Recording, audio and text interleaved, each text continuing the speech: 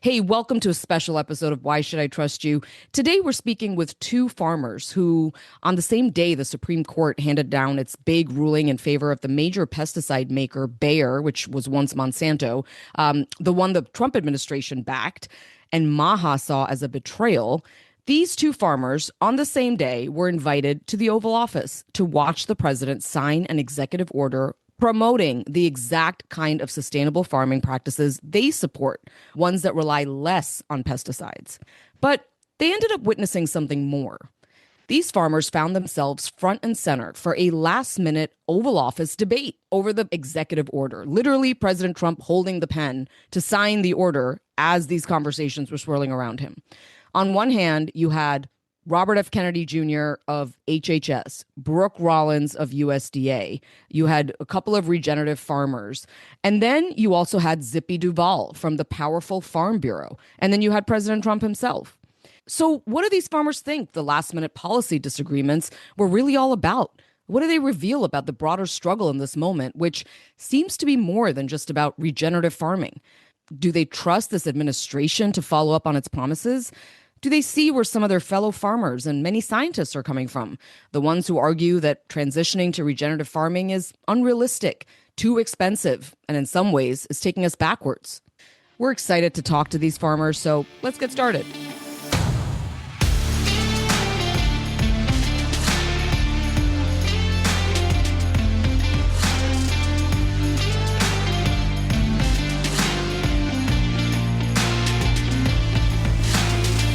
Welcome, everyone. I hope you had a great 4th of July. That seems like a long time ago. I will tell you, I have been obsessively watching the World Cup. I don't think it's good for my health. I've been so stressed about it. Sad about Team USA, but we move on. We have a very cool show today. You know, we love it anytime we can hear directly from individuals who were in the room where it happened. And that's certainly the case today. You know, we want to give a shout out to Politico. We saw this report on Politico, which talked about this meeting inside the Oval Office. And our immediate instinct, Tom, was we want to get in touch with these farmers immediately. Sure. Two of these farmers are Will Harris from Georgia and Jonathan Lundgren from South Dakota. And he also worked at USDA, which is a really interesting kind of detail about him. They're going to join us in a little bit to talk about how this whole executive order went down inside the Oval Office before it was signed. I think there was some drama in there. And we'll talk about whether they think this administration and America's farmers are beginning to embrace this approach to farming, or in fact, everyone's kind of digging in a little bit more. But first, who are we? I'm Brenda Adhikari. I'm Tom Johnson. And I'm Maggie Bartlett. And of course, Dr. Mark, who's taking a much needed break. He'll be back soon. And keep those emails coming. We were reading them over the holiday weekend. You can get us at questions@whyshoulditrustyou.net. Okay, so Tom, before we hear what went down inside the Oval Office, this meeting, what do we need to know about this latest push by the administration on regenerative farming? Yeah, we're going to zero in on a single 24-hour stretch back in late June, just a little under 2 weeks ago, because across those hours we get a real window into the competing, I guess, call them forces that are shaping the direction of farming in America today. And the question underneath it all, I think, is: are we actually moving towards a transition to regenerative farming or not? So in that one day, 3 things happened. The president moved to rescue financially underwater farmers. He made a big request to Congress for more aid. We had the Supreme Court handing down that win to Bayer Monsanto, which in many ways helps secure the future of America's most popular weed killer. And that was a stinging loss to MAHA. And as we mentioned, back in the Oval Office, there was this executive order that was scheduled to be signed, and it was once again the administration showing its support for regenerative farming and for MAHA. And it was there at that signing ceremony that passions around all 3 of these fronts collided. So let's start at that beginning of that 24-hour period. This was back on Wednesday, June 24th. And that's when the White House asked Congress for $11 billion more in aid for struggling American farmers. So according to the Farm Bureau, 94% of farmers today say that their financial system has worsened or remained the same over the past year. So their surveys are showing pretty grim times for farmers. The group attributes this in part to the spike in fuel and fertilizer costs, which are a result of the war with Iran. And all this comes on the heels of what many farmers point to as a separate drag on their business, which is the administration's tariffs and the retaliation from our trading partners that were triggered by our tariffs. Things are so desperate for farmers that back in December, the administration rolled out $12 billion in aid to help the farmers get to their spring planting season. So we have this request for billions more in aid for farmers. And then hours later, just the next morning on June 25th, the second shoe drops. The Supreme Court hands down that decision in the major case, involving Bayer Monsanto and its popular glyphosate-based herbicide. And at issue was whether state juries can find the company liable for not including health warnings that the EPA had determined were not warranted. And the Trump administration not only had endorsed the company's position, but it also helped argue the case in the Supreme Court. So the court ruled in favor of the company. MAHA felt simultaneously furious and betrayed by both the court and the administration. And we're kind of rolling now into the afternoon of that day. And of course, we've got the billions more being set aside or being requested to stabilize American farms. We got this major ruling on behalf of the maker of an herbicide, which of course is a widely dependent upon farming tool in America. And we've got MAHA and the regenerative ag movement feeling gutted. And that brings us to the third event. So just hours, as we said, after the court ruling was announced, a group of regen farmers and cabinet officials have been invited to gather at the White House for the signing of this executive order, which, ostensibly supports regenerative farming. And of course, that is movements that want to do away or reduce, at minimum, chemical herbicides and pesticides in our farms. Yeah, and I just want to talk about what regenerative farming is, because it's this philosophy that views farms as this holistic system rather than just supply chain. And the goal is really to rebuild healthy soil, which supports the plants, animals, and insects that are part of that ecosystem.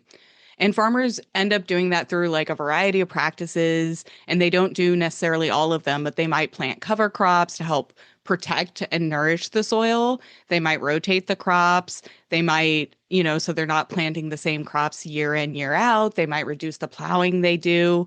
And in some cases, they even bring livestock back onto the land.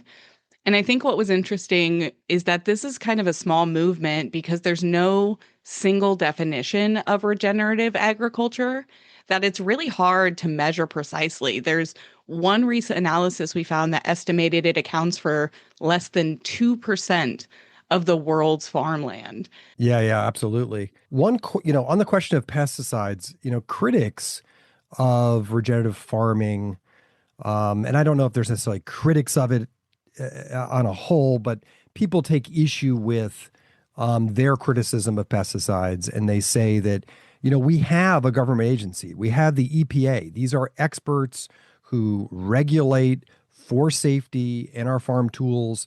They approve pesticides only after a rigorous process, and they review the science and the data continually year after year. And all of that, to these critics, just gets swept away and really sort of, dismissed. Yeah, Tom, on that note, we've even heard from some of you who listen to the show who've written in saying that, are we being fair to how rigorous the regulatory process, the scientific process to determine what pesticide to use, how it affects humans, that process is done, and to sort of call all of it as part of a captured industry or part of a captured agency, rather, is not being fair to the rigor of the process. So I just want to kind of surface that, because absolutely on the show, we have heard a lot from farmers who embrace regenerative farming. And I want to make sure that we also surface the idea that there are people who are concerned that it's not being accurate to the rigor of the process. Absolutely. So back to that 24-hour period in June, things really come to a head in the afternoon. We have the USDA announces a rule that incentivizes farmers to use regenerative practices on certain crops by ensuring that they'll get higher prices when those crops are sold at market, but only if they're used for biofuel. So it's important to note that that new rule does not incentivize regenerative farming for crops sold as food. But the second event, which is the high profile event, was the president's signing of this new regenerative farming executive order. So just to kind of talk a little bit about what's in that order. The order states the administration is committed to regenerative farming, its practices, its research, and education around it. So it instructs the EPA to prioritize reviewing and approving alternatives to conventional pesticides and to reassess whether chemicals used to dry crops before harvest, which some farms do for efficiency, whether that process and those chemicals still meet today's safety standards. The order directs the cabinet secretaries to expedite research into the cumulative exposure of chemicals. Like, what effect is that having? All the chemicals on the farm. It tells HHS to launch an NIH contest for creative ways to evaluate cumulative chemical exposure and to prioritize research that reduces our reliance on, quote, conventional chemical protection tools. Finally, it instructs the Secretary of Agriculture to max out the funding of the current regenerative pilot program. And you'll remember, this was a program that was introduced last December. It repurposes about $700 million and guides it towards farmers that are applying for support when they make the transition to regenerative farming. And this new order in June on this day calls for the secretary to find ways to sort of expand the reach of it with partnerships and sharing the results of how this process is going. So in short, this new executive order, certainly promotes regenerative farming and research into alternatives to pesticides. But importantly, it doesn't provide new funding to do this, and it doesn't really roll out substantial new programs. And we'll ask the farmers joining us today if that's how they see it. But in the end, what was supposed to be a routine signing ceremony turned into a debate. Alongside the president, we said we're farmers, regenerative farmers. There was Secretary Kennedy, Secretary Rollins, there were top advisors, and the head of the Farm Bureau. And that's, of course, the influential group that represents millions of farmer members. And that's when the signing turned into this high-stakes debate over whether the president should sign the order itself. And all of it seems to offer us a window into the competing pressures facing this administration. You've got American farmers under severe economic strain. You've got the MAHA and regenerative farm movements who are reeling from the Supreme Court's glyphosate ruling just earlier in that day, which the administration supported, and these movements saw as a major step backwards. Yeah, and I think what's also interesting is then you've got Secretary Kennedy, who, had spent his entire career fighting Bayer Monsanto, winning a massive lawsuit at almost $300 million. And, is kind of pressured by this administration to support the production of glyphosate. So that's a kind of interesting angle into all of this too. So look, coming up next, we're going to have farmers Will Harris and Jonathan Lundgren. And Jonathan, just one note on Farmer Lundgren, he used to work at the USDA. So I think he's got this really interesting kind of dual lens through which he can look at this stuff. So coming up next, we'll be joined by these two farmers.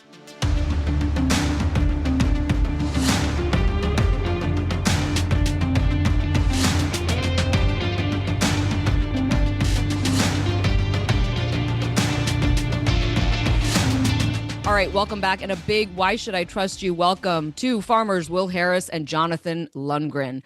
Will Harris is a fourth-generation cattleman and the owner of White Oak Pastures in Bluffton, Georgia, where he manages the same land his family has farmed since 1866.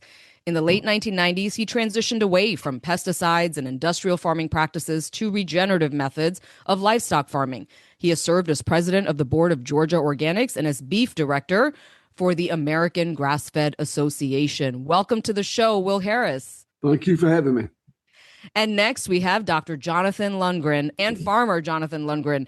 Jonathan is an agroecologist and the founder of Ecdysis Foundation and Blue Dasher Farm in Esteline, South Dakota. He earned his PhD in entomology and spent more than a decade as a scientist with the USDA, the United States Department of Agriculture. He is focused on soil and ecosystem health and works with farmers to find practical approaches to more sustainable agriculture. Welcome to the show, Farmer Lundgren. No, thank you very much for having me. Well, so we're going to get to this invitation y'all had to the White House for the signing of this executive order on regenerative farming. But Farmer Will Harris, I want to start with you. You told us as we were preparing for the show, you told us that you were about as industrial as it could get when it came to farming. Talk to us a little bit about your journey as a farmer. So my dad ran the farm, and he was a very industrial farmer. Took over the farm post World War II, changed it from the food production system his dad and granddad had to a monocultural cattle operation using all the industrial tools. And he was good at it. My dad was a really good cattleman. I grew up on the farm and never wanted to do anything except be an industrial cattleman, just like my dad. I loved it. I went to the University of Georgia, majored in animal science. By the way, animal science had been animal husbandry, but it had been changed to animal science. And science and husbandry are very different. Science is very linear. Husbandry is very cyclical, but it was the same major. And so I graduated, came home, ran the farm with my dad very industrially. Eventually took over the farm in the mid-90s. I started changing my mind. A number of things, the excesses of the industrial model bothered me a little bit, increasingly. So I started changing and been changing ever since. And today we raise a lot of different species of animals, and we do it without using the scientific tools that research has given us to create a monoculture. Farmer Lundgren, I'd love to ask you the same question. And in particular, going into a conversation like this, we often feel like industrial farmers and regenerative farmers are sort of pitted against each other, that one prefers one type of farming, the other prefers another type of farming, and they're viewing what's happening in politics in America as either giving or taking away from those priorities. And I wonder, can you tell us about your journey? And I also find it particularly interesting that you were inside the USDA. Yeah, so I was trained as a scientist, and I could talk all day long to farmers about how they should be farming, but I had never done it. And that's a much different thing. Right now, the scientific community is really disconnected. And that's leading us down the wrong path especially when it comes to using science for global food policies and things like this. And so as a scientist, I had, just like everybody, right? We all have these metrics of success that we assess whether or not we're a useful human or a useful farmer or a useful scientist. Very few people had better stats than I did. I was an advisor for the USDA, EPA, European Food Safety Authority on the risks of genetically modified organisms and pesticides. I had papers, millions in grants, a whole horde of grad students kind of going through the puppy mill. But I could drive from my house in South Dakota over to Minnesota where my parents lived, and things weren't getting better. And so all of my accolades as a scientist were meant to help, and it wasn't working. Things were getting worse for farmers. They weren't getting better. And one thing led to another, and I quit. And I bought the farm, literally. We were sort of self-challenged to ask the question of, if we were to actually try to use science to foster the evolution of a new system, a new food system, not one that's just keeping the current broken system alive, what would that science look like? What would the scientists have to look like? And the first step in that process was that I think that the scientists had to actually walk the talk. And so we founded a research foundation, a nonprofit, on an operating regenerative farm. My God, I've never had to learn so much so fast. And the number of mistakes that I continue to make on a daily basis exceeds, yeah. But it's also taught me how to ask questions and what questions are the important ones. And that led us down this path to the Thousand Farms Initiative and to being introduced to absolutely inspirational farmers like Mr. Harris. So both your paths, very different paths, led you to the same place, to regenerative farming and to support this. Both your paths then led you to the White House on June 25th for the signing ceremony for this executive order supporting regenerative farming. Just, I guess, I'd love to hear from you, Will, first, if I could. What were you expecting when you showed up at the gates of the White House to go into this event? Like, what were you thinking this was going to be? I'm a very apolitical person. I don't really follow politics as closely as I probably should or certainly could.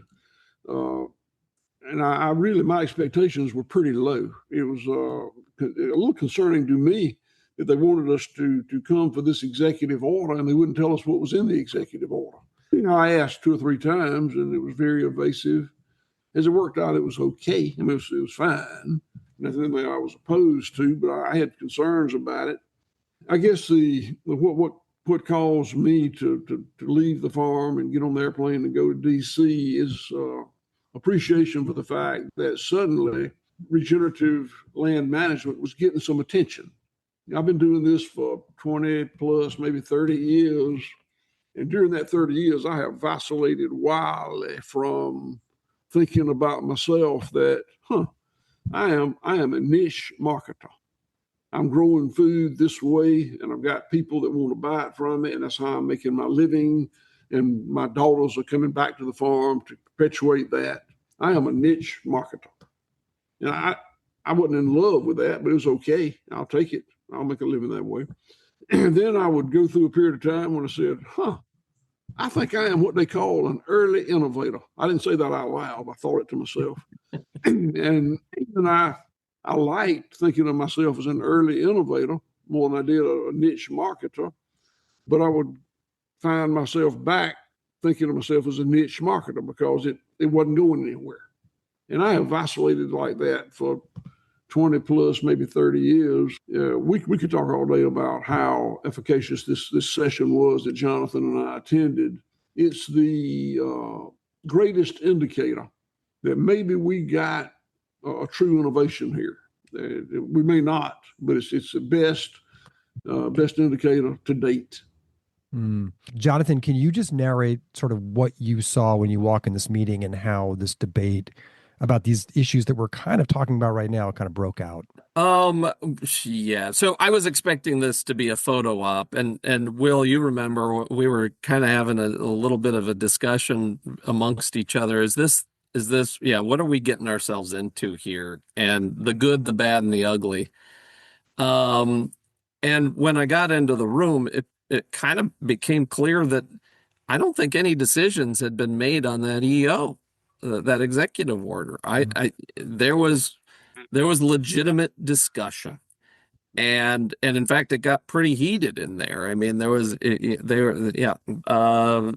Farm Bureau, who, love them or hate them, I don't want to make them the enemy because we need them on our side, right? Mm-hmm. The greed that influences decision making, that is the enemy that we really have to be focused on here, and give people the chance to do the right thing, right? But in this meeting, Farm Bureau was against that order. And had you read the order at this point, or you're just catching that they're against it? Yeah, we were operating on trust and faith that there was something meaningful in there. Right. And what did you hear the head of the Farm Bureau objecting to the president before he signs this? I think Farm Bureau had maybe, like, it wasn't Mr. Duvall who was the representative there, the president there. I don't think that he had read it, but I think that some probably lawyers or marketers within Farm Bureau had read it and seen that there was, the implications were that our food system, that especially the agrochemicals associated with our food system, were making Americans sick. The conventional or corporate food system, that, like the insinuation that our food supply is making people sick. Right. And so that ended up, I think agrochemicals were the theme of the day, or at least the discussion. And I like that, but I also don't, because regenerative ag is much more than just about banning agrochemicals. It's about replacing them and not needing them anymore. Right. And I wish that could be a part of it, but at the same time, boy, we got to stem the hemorrhage here. We're really hurting our farmers and our communities right now. So that brings up a really good point, because talk about cross currents as you're walking into this Oval Office meeting. You just hours before the Supreme Court ruled in favor of Monsanto Bayer, Yeah. which the administration supported, which in essence is going to help secure the future of glyphosate-based herbicide in this country. How was that a dynamic in the room in the Oval Office? Well, it wasn't on the agenda, but I put it there because I'm pissed. I'm like sitting in my own community, and for the last 10 days, we've been sprayed every single day. And the staff is sick. My family's sick from this spray. And I'm watching plants on my farm die from herbicide drift. The bees are here, and we can't even let them out. And they're not going to die right away, but they're going to die in the winter because of all the sprays that they've accumulated. And I'm just like, this isn't right. This isn't right. And there's a better way. And you just stopped. And this is what I told President Trump. I'm like, the Supreme Court just decided that families who have been poisoned by pesticides have no recourse against the government or against the pesticide companies that sold them the drugs, and that sucks. How did he That was respond? a huge sucker punch right to the gut of MAHA. Jonathan, tell us a little bit about your role in this meeting. My understanding is that you spoke up.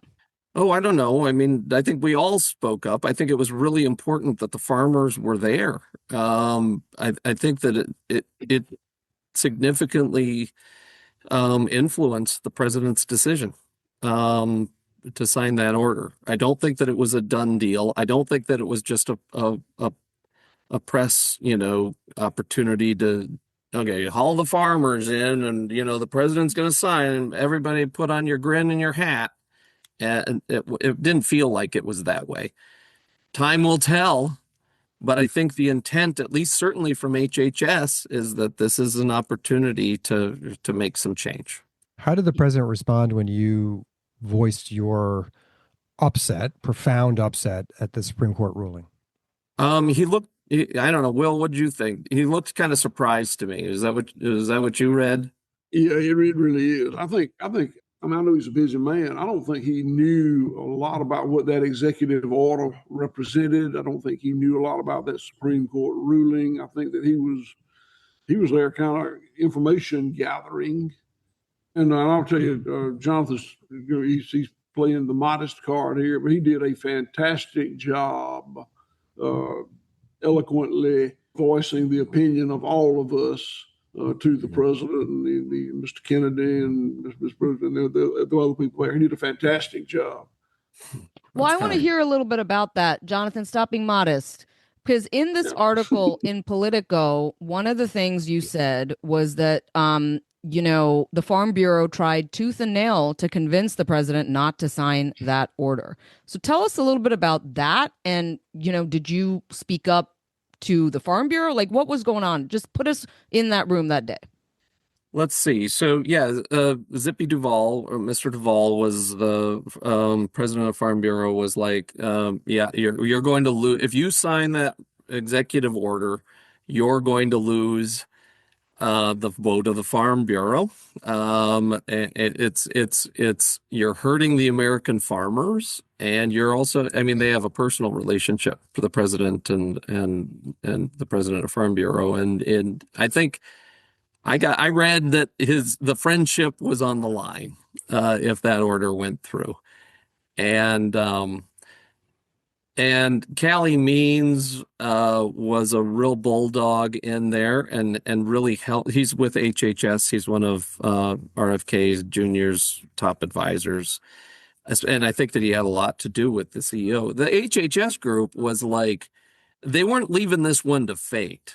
RFK Jr. told the president, this is probably one of the most important executive orders that you're going to sign in terms of making America healthy again. And also pointed out how the glyphosate decision by SCOTUS was a real gut punch to MAHA.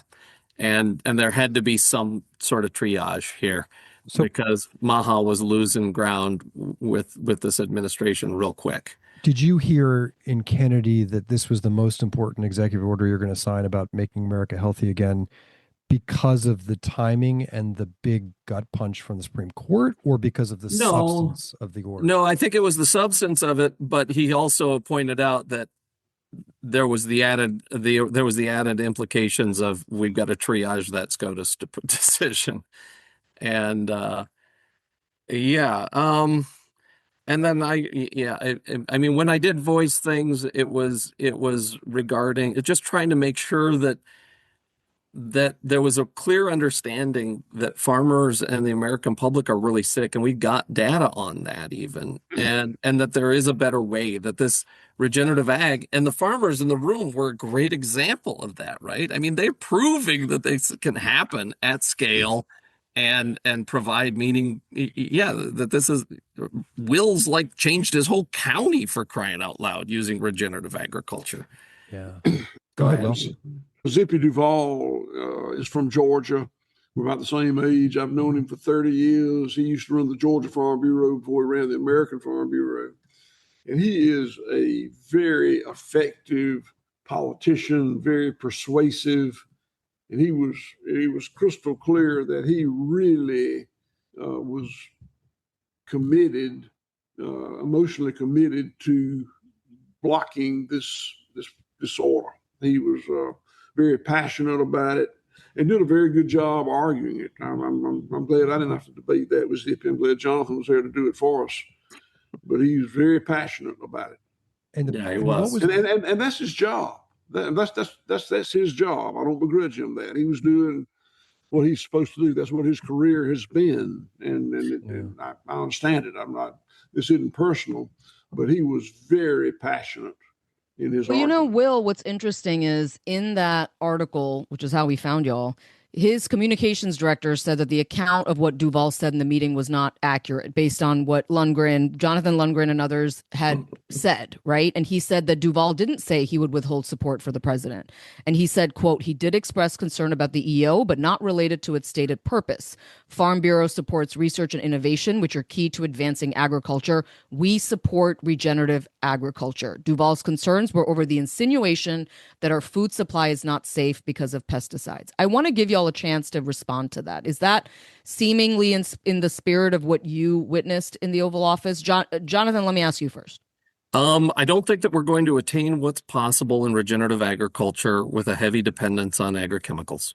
And so they are at odds with each other.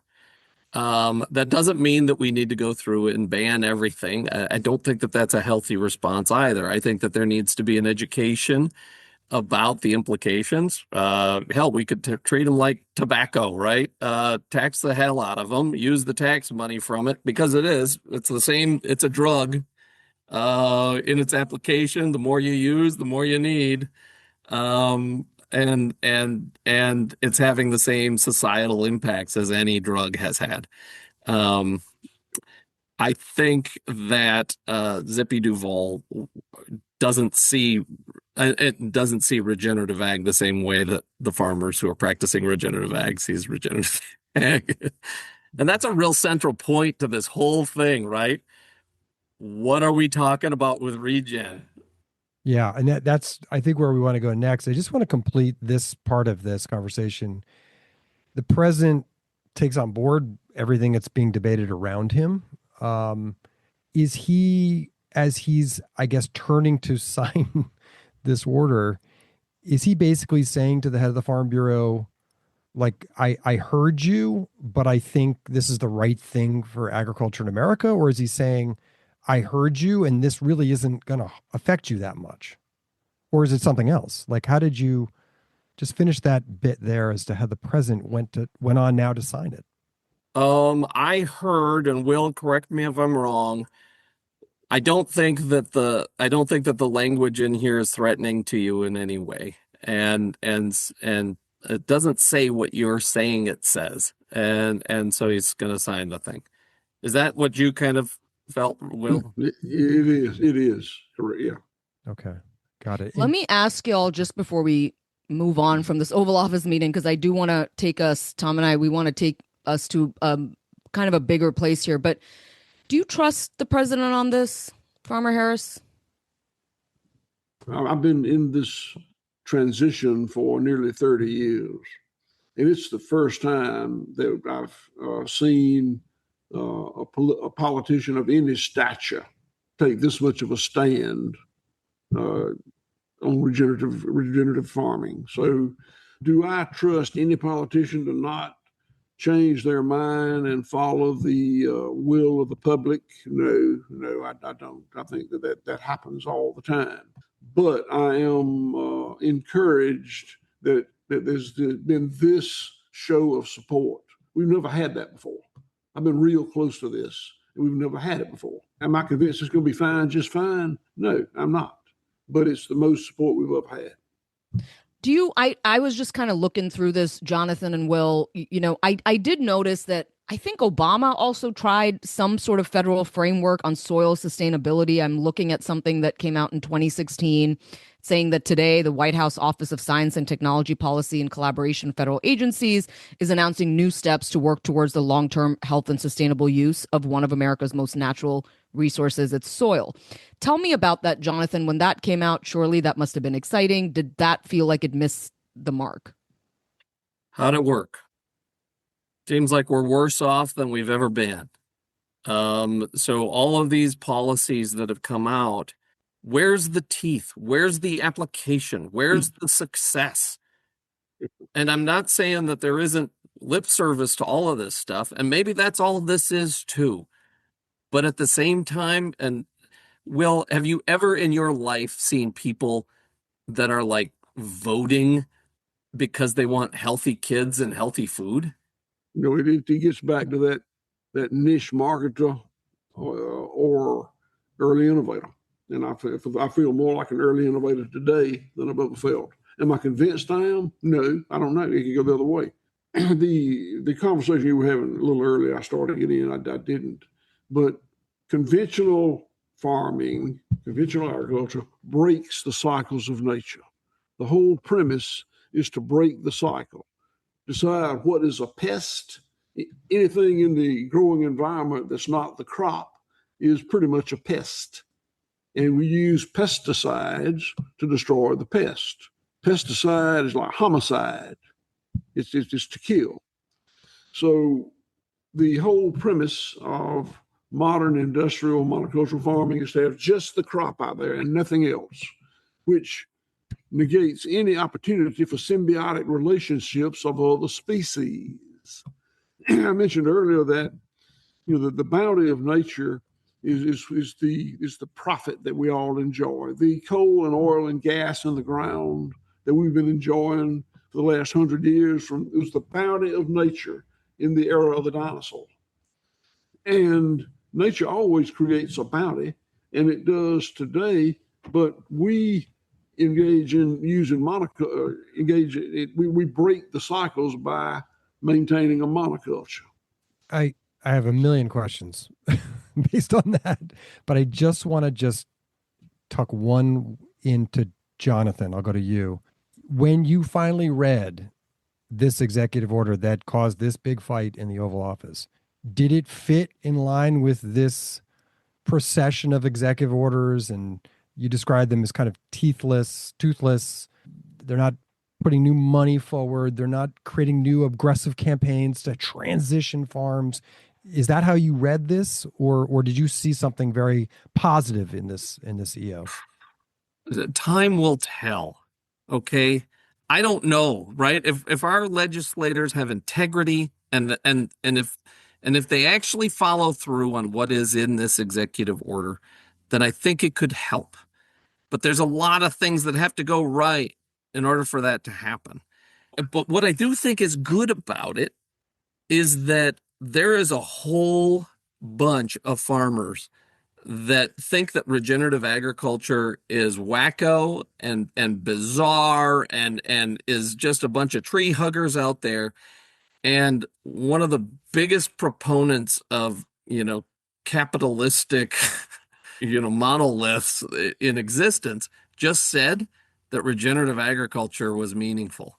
And from that, I have had quite a bit of interaction with very conventional farmers, even from my own neighborhood, that have kind of like, there's something about this regenerative ag. I'm like, what? Wait a minute. What did you just say? And It's like the Trump effect on farming.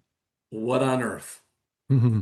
Let me ask you, I really want to get at some of these central tensions that come up on the characterizations of regenerative farming and industrial farming.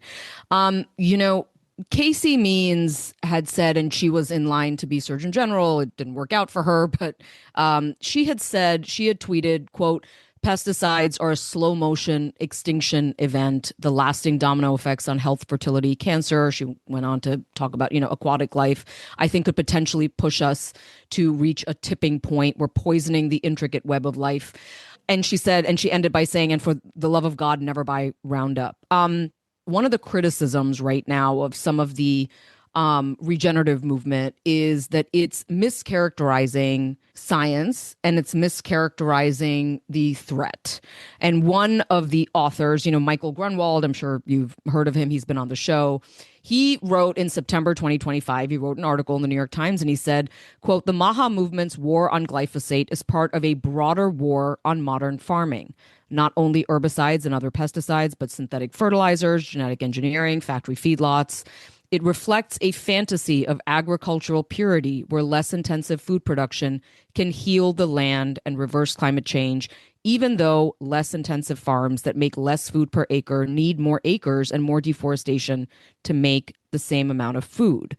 Well, you better take this one because White House John is getting a little pissy right now. Well, I want to hear your reaction, because here's the truth, right? I want y'all to respond to critics who are saying, look, we do have rigorous processes in the regulatory agencies within science. Like if you look at the EPA's list of how you get a pesticide on the market, it's rigorous, it's multi-step. What do you say to folks who are saying you're being unfair to a process that does apply rigor on what gets into the market? Will, do you want to take that first? I think that all these technologies that have dramatically increased production have a cost that's somewhere else. Extinction of species. So we make more corn per acre, but we put a lot of nitrogen down the waterways to the Gulf of Mexico.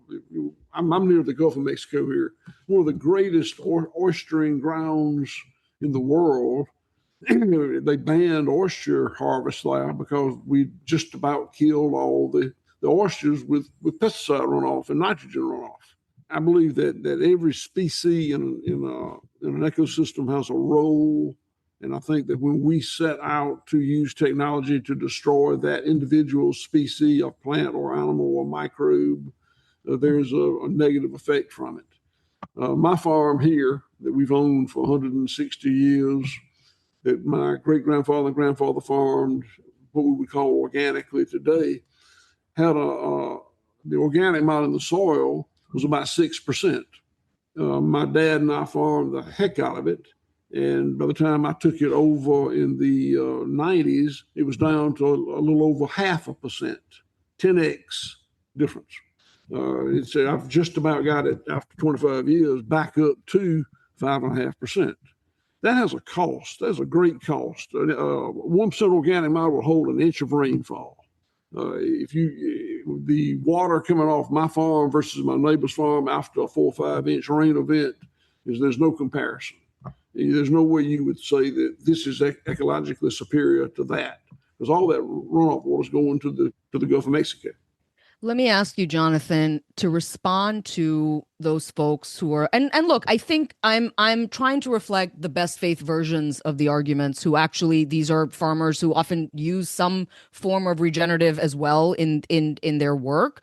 But I think they are like, there is a rigorous regulatory process to get a pesticide on the market. It's not easy. There is, science backed. You've got places that have said that these things don't cause a threat to human health, and you used to work inside the government, and so you have a really interesting perspective on all this, Jonathan. And even if you're pissy about it, bring that energy to this answer. Tell me what you think about that.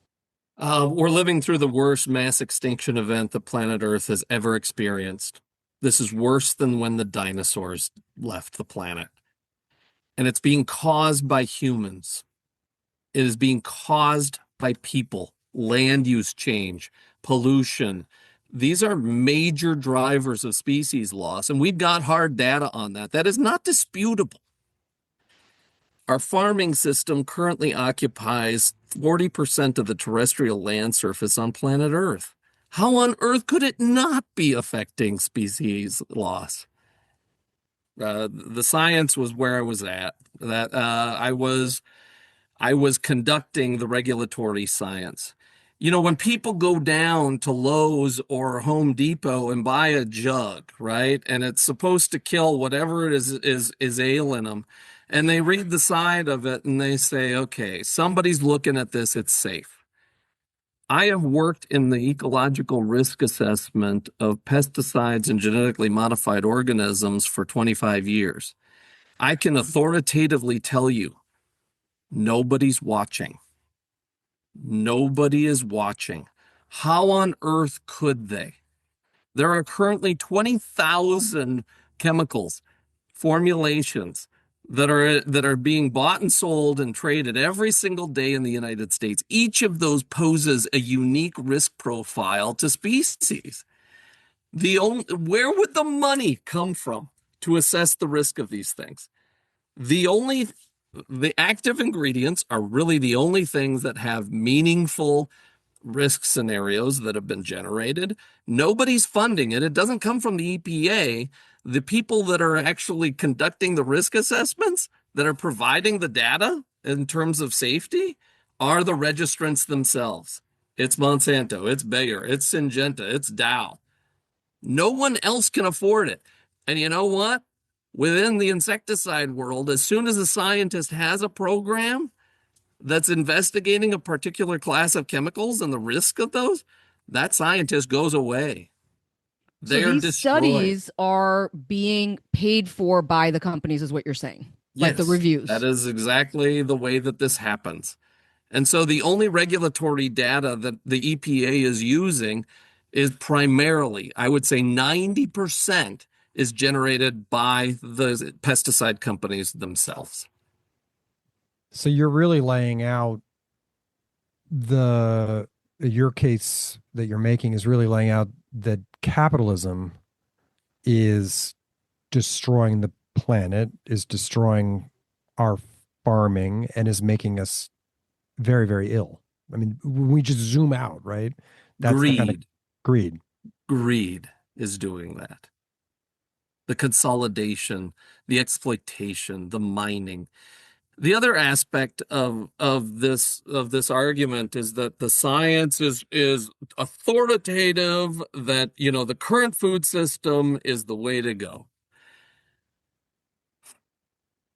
Right. That is being conducted by armchair ecologists who have never been on a damn farm. I guarantee it. These meta-analyses, you got crap goes into the model. You know what comes out of the model? The same crap that went in. And right now, there's a really critical, crucial, lethal disconnect between the scientific community and the farmers that are generating these systems. Yes, I was a part of that. Go into that a little bit, because it's something we hear on the show all the time, that there are people, whenever we have regen farmers on our show, or we have members of Congress on the show who really support regen techniques, we hear an earful from folks from either folks in regulatory agencies or farmers here and there who will text us saying, this is not fair to the rigor of the process. You're going to put farmers out of business. This is not affordable. That, you've heard all Look at the data. How are we doing? How's it working? Because every year I see another bailout. I see another, and it's like, wait a minute, if these bailouts were supposed to be working, it's just, oh, God, no, this is a brittle ass system that's falling apart, and it has been since its inception. The only people that are making money off of this are the large corporations, whose entire business model is predicated on federal funds that pass through the farmers in the form of insurance payments that go and then feed these corporations. These farmers have become patsies so that unwilling or willing, no matter what, that they don't understand.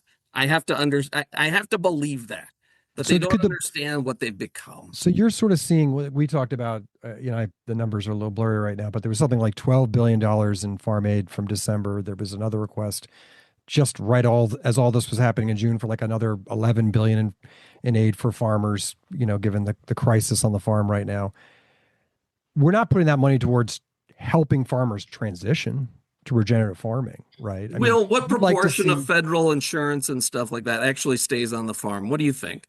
Very small, very small. It passes through. You said it right. It's a pass through. Explain that. So you're saying aid goes to a farmer. So I'm saying that my friends and neighbors and relatives here who are farmers, and they farm corn, cotton, and peanuts, all three very heavily subsidized through the FSA office, probably are operating at an operational loss every year, but the payments from the government makes it up. It makes up the difference, so they're able to stay in business. Right. And these are good people. These are not people that are prone towards being welfare recipients. That is how the program has evolved. When my dad made this farm, took it from being a food producer, marketing food locally, to being a calf producer, raising calves to ship to the Midwest to feed. He existed in this place in the pipeline, and there was profitability there.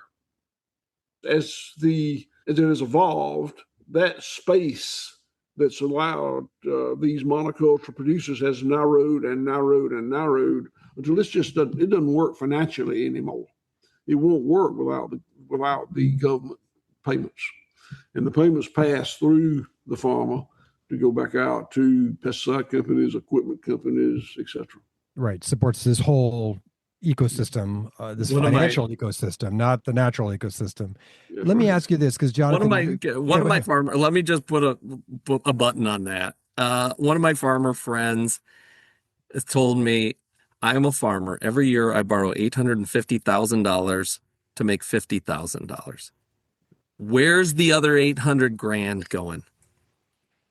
I want to ask you, and I'll take it to you, Jonathan. We talked a lot about how people today in America are more and more out of touch with farms and farming. And what they're in touch with, as Will so eloquently said, is like the product with the farmer and the cow on the side of the milk. They're not in touch with actual farms.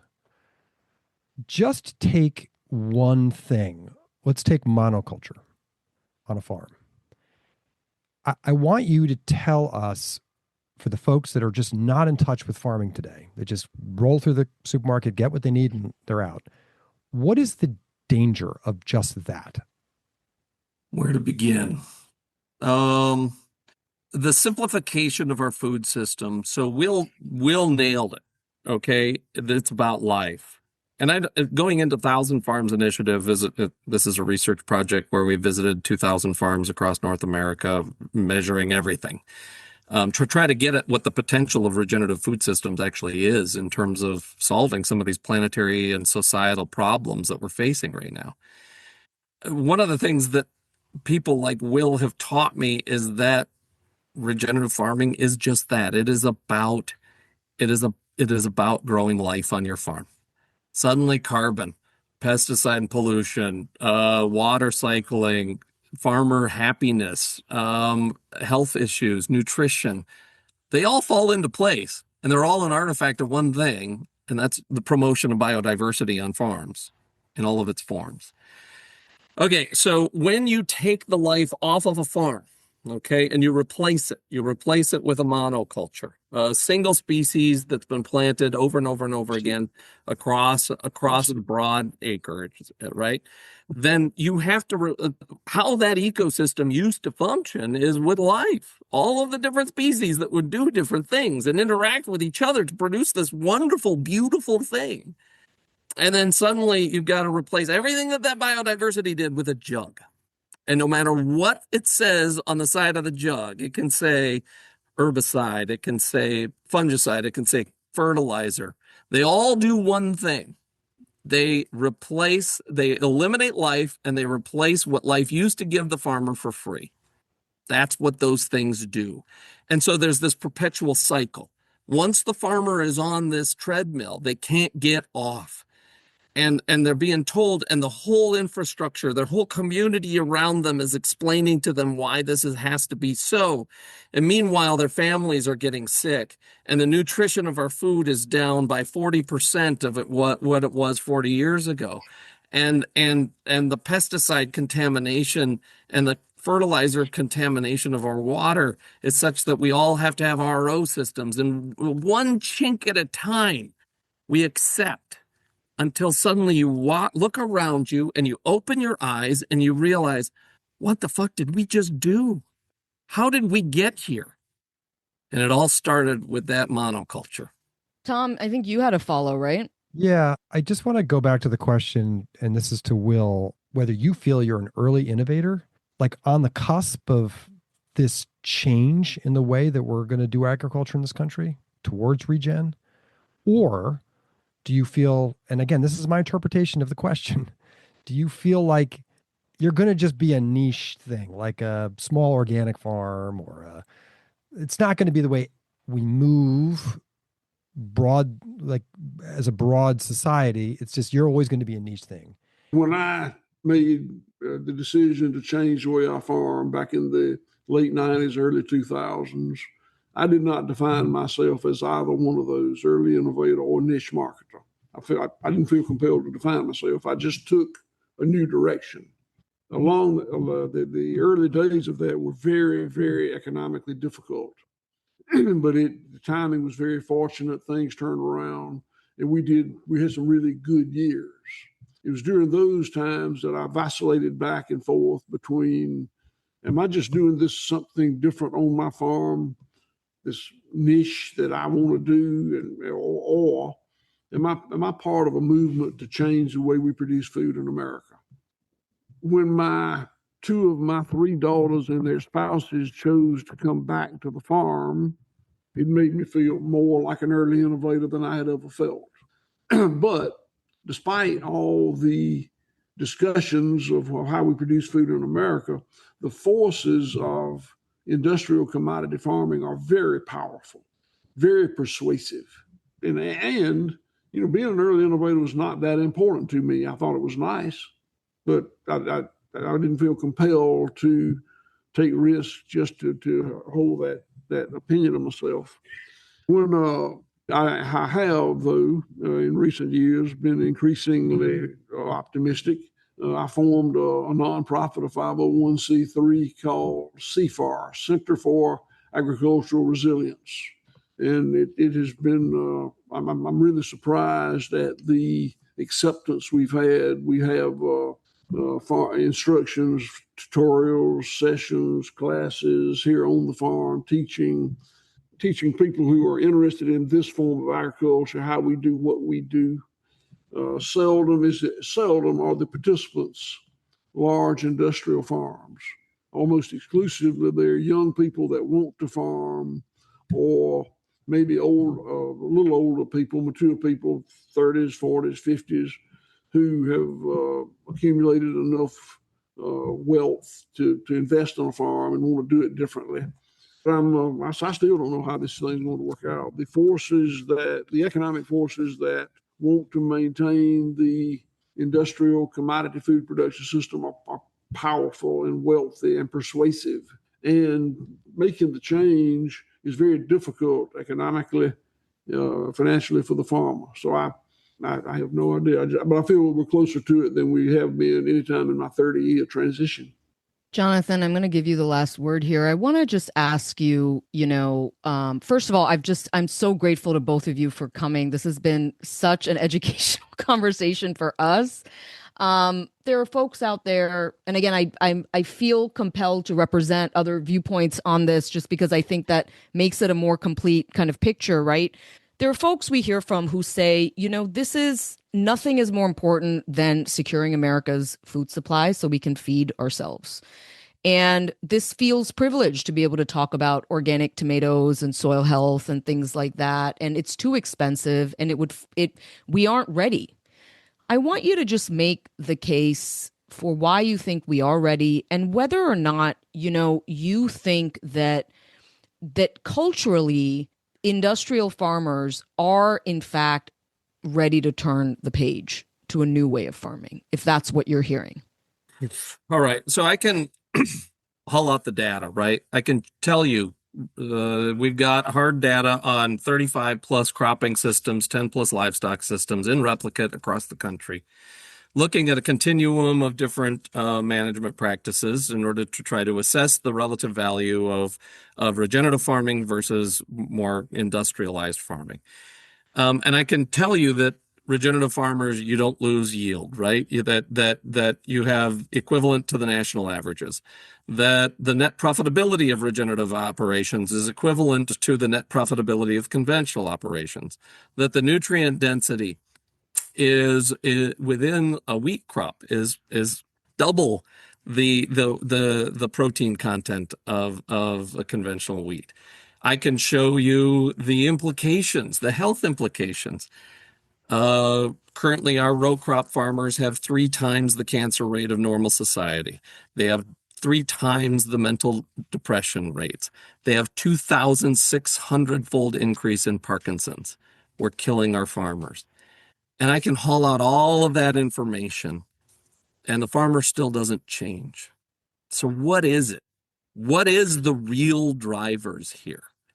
When we go to a farm, I don't care whether you're regenerative or conventional or anywhere in between.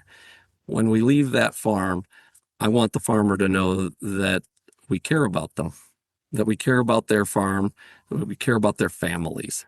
That's much different than we were up in Maine and working with these farmers. They were in their 80s. They were wild blueberry producers. And they had given everything over their entire lives to stemming the tide of industrialization that was going to wipe out their communities, right? And they'd worked their asses off. And here they are at the end of their lives.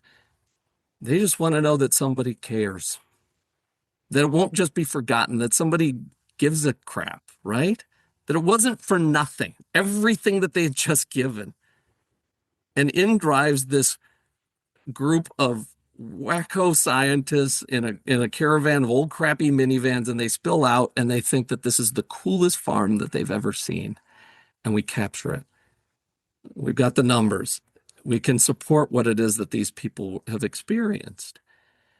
And as a scientist, I didn't understand how important that is, that connection, that was a part of my job as a scientist, that the data is important, but the relationships and the trust is what's going to get us to the truth of what our food system is capable of. And so when I hear the scientific arguments against that are informing global food policies, I can't deny what it is that I've experienced on these farms. And I wish so badly that somebody else could experience that, because they couldn't deny it either. As a scientist, I got into this whole thing from a much different perspective, and farmers like Will Harris and the regenerative farmers around the country have taught me that when you're a scientist, the most important tool that you have for measuring the potential and the wonder and the beauty of the world around you is your heart. And we got to have that. Farmer Jonathan Lundgren, Farmer Will Harris, I'm just so grateful you joined us on Why Should I Trust You? Your candor, your storytelling, and just your honesty is really welcome. Thank you for joining us today, both of you. Thank you for having us. Yeah. All right, that was Why Should I Trust You? I'm Brenda Adhikari. He's Tom Johnson. She's Maggie Bartlett. We're going to have another great episode coming up for you this week. Stay tuned. Please send us questions, comments to questions@whyshoulditrustyou.net. And we'll see you back here later this week.